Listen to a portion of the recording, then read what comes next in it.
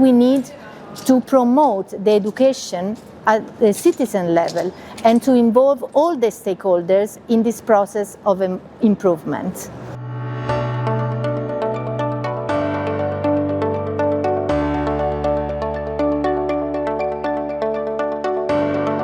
Fidelia Cascini, Professor of Public Health and Head of the Scientific Secretariat of the National Institutes of Health. The European Health Data Space is a regulation of the European Union which is into force from March 2025, and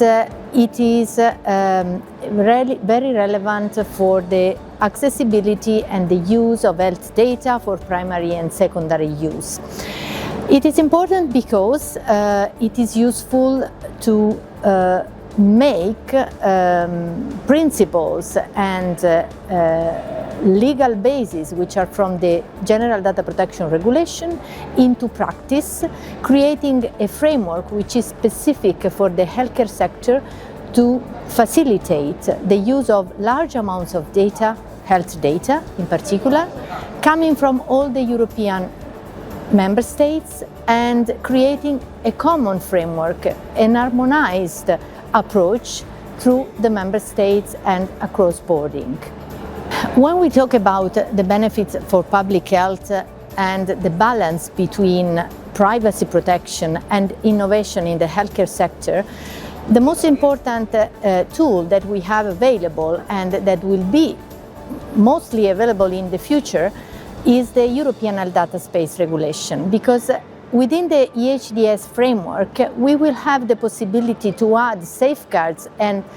measures that can facilitate the use of health data, that can provide infrastructures, especially in the field of the secondary use of health data, to promote innovation and research and use of health data for the advancement and the benefit of the society. So at the end, what was the goal of the legislator is finding a balance between natural person rights, including data protection, and promoting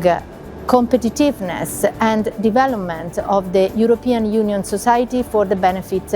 of the healthcare sector and improvement of healthcare services. It's not enough to have at a high level regulations or guidance or provisions for the implementation of digital health transformation, but we need to promote the education at the citizen level and to involve all the stakeholders in this process of improvement.